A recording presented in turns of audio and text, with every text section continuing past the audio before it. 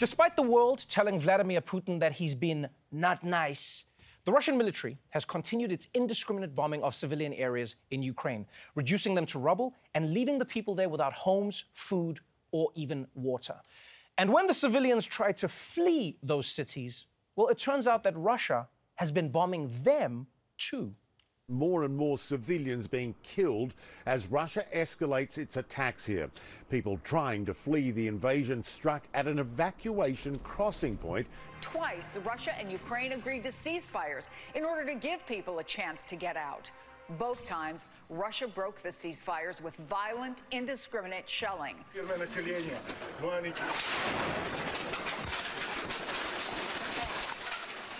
At least 4 people, including a woman and her 2 children, were killed in that attack. We will not forgive, we will not forget. Ukraine's President Zelensky vows to punish Moscow's troops as he reacts to the killing of civilians attempting to flee the conflict. We will find every which shot at our cities, our people. There will be no quiet place on this earth for you, except for the grave.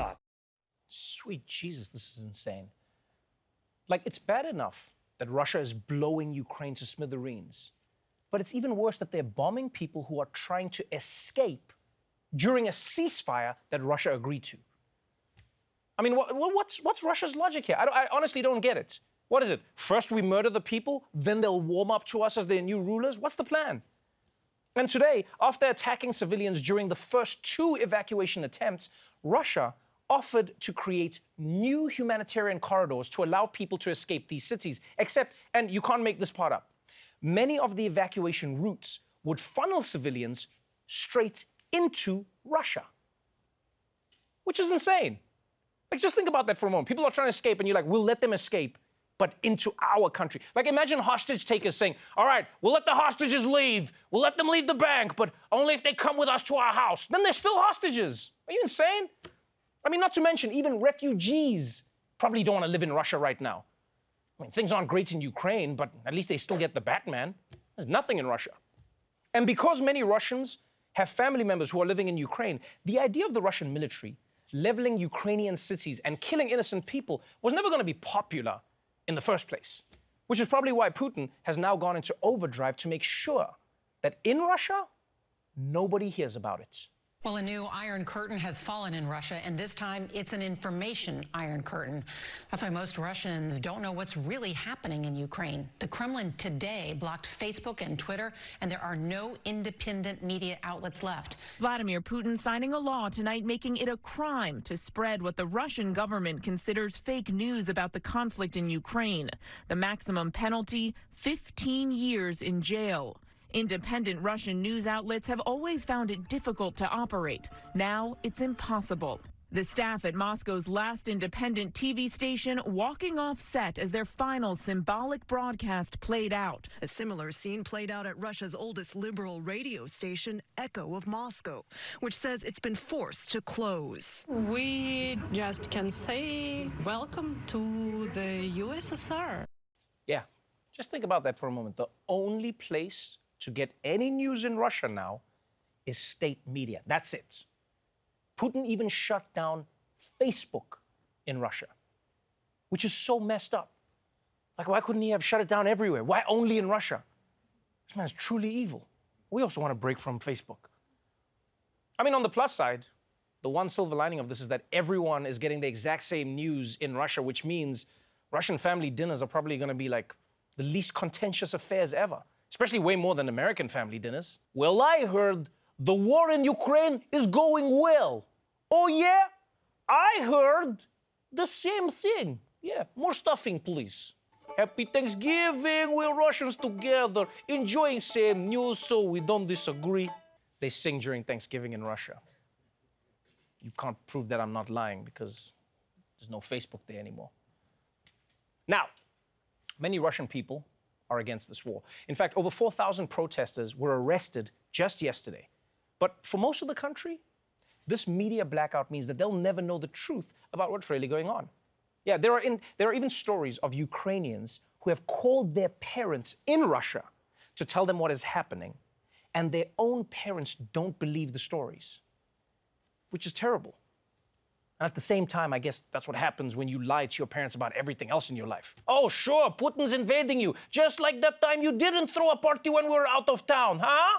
But while Putin is cutting off Russian people's links to the outside world itself has been trying to cut itself off from Russia. Russian banks have been banned from the global financial system. Russian airlines have been blocked from entering most countries. And even Apple has stopped selling its products in Russia, which means Russians can't watch Ted Lasso anymore. So terrible for them, probably fine for Putin. Because, I mean, if a show has no villain, who's he supposed to root for? And every day, every single day, more companies are joining Apple and all these other companies in leaving Russia. The list of private companies cutting ties with Russia is mounting. Visa, MasterCard, and American Express are boycotting business there. TikTok is blocking users on its platform in Russia, and Netflix announced it has suspended service. Toyota says that they are putting a halt to its factory in production in Russia. This comes as the vehicle imports into the country have been suspended indefinitely. Accounting firms KPMG and PricewaterhouseCoopers both announced they are exiting Russia due to the invasion. From now on, it's just Stoli, the maker of the vodka, which has been marketed as Russian vodka, is launching a major rebranding in direct response to the war in Ukraine. Now, Stoli Group has announced that it will only use Slovakian sources to avoid Russian ingredients. Yeah, that's how bad it's gotten. Even vodka doesn't want anything to do with Russia anymore. Just think about that. Can you imagine if hand gestures announced that they wanted nothing to do with Italy? It's a too toxic. So yeah, no Toyota, no credit cards, no Netflix. It's almost like all of Russia is being forced to spend the weekend at their broke dad's house. But unfortunately, none of this has stopped Russia's invasion of Ukraine. Probably because none of it actually affects Putin. This is what people don't realize. Sanctions are bad for the country, but this doesn't affect Putin. Because, I mean, Putin doesn't drive a Toyota. Putin doesn't watch Netflix or use credit cards. You think this man pays? This man hasn't paid for anything in like 20 years. Which waiter has the balls to bring Vladimir Putin the check? Will you be paying by cash or card? Will you be paying with your life? Okay, well, I guess we'll see you guys next time. All right, then. Have a good night. Drama. Yeah, if anything, people, the war has only gotten more intense. Russia has made major gains in southern Ukraine and looks like it may totally surround the capital of Kiev this week. So the Ukrainian people are in a very bad place right now, which is why it's been so inspiring to see how they're still telling the Russian invaders to go themselves. Thousands of people taking to the streets to rail against their Russian occupiers in a show, really, that while Russian forces might be able to take some of these towns and cities, occupying them will be much more difficult. In Kherson, Ukraine, defiance. Residents woke up under Russian occupation and took to the streets. Go home. There's no vodka here, this man says. This woman, draped in her country's colors, stands firm. We are not afraid. We are together, she says. Some incredible video out of Kherson, Ukraine, where a Ukrainian protester jumped onto a Russian military vehicle waving his country's flag. There it is right there. Yeah, people, in the face of mortal danger, many Ukrainians are standing up and saying, we won't back down. I mean, did you see that one guy? He climbed right on top of a tank, which is insane. It's also insane how tanks have like zero defenses against that. If you're in front of a tank, it's terrifying. But then once you get on top, the tank is like, get off. Stop that. Stop that. And this really shows you the difference between capturing a city and controlling a city. You see, capturing a city is easy. You send in more tanks than the other team, and then boom, it's yours. But if you can't stop the old man in town from coming out and roasting you, have you really won? Yeah, you haven't. You haven't really won the invasion if your soldiers are coming back home like, we took the city, but now everyone is being mean to me. Ukrainians are braving this invasion with defiance and courage. And there was one specific Ukrainian that a British reporter caught up with who seems to know the secret to not just coping with the possible destruction of your country, but smiling while doing it. Tell me quickly, are you all right? I'm all right. And how many people are trapped in there? Legalized. 420. American? British. How many more? Cannabis legalized in Great Britain? Pardon? Is cannabis legalized in Great I Britain? don't know whether cannabis is licensed. I'm glad that's all you're thinking about. Yeah, you guys can have Zelensky. I just found my favorite Ukrainian. Yeah, because you see that guy? Like, I don't know about you. When I smoke weed, I can barely handle the stress of the doorbell ringing. This guy's in a war zone, getting questioned by a journalist, and he's chilled AF. In fact, he's questioning her. Let me ask you some questions. Hey, let me ask you. Like, she's flustered, like, wait, what's going on here?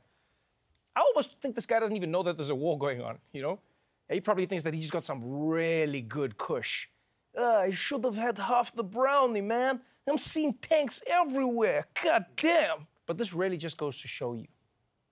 It doesn't matter where you are in the world. It doesn't matter what language you speak. In every country, on every continent, there's always one weird high guy on the bus. And that brings us together.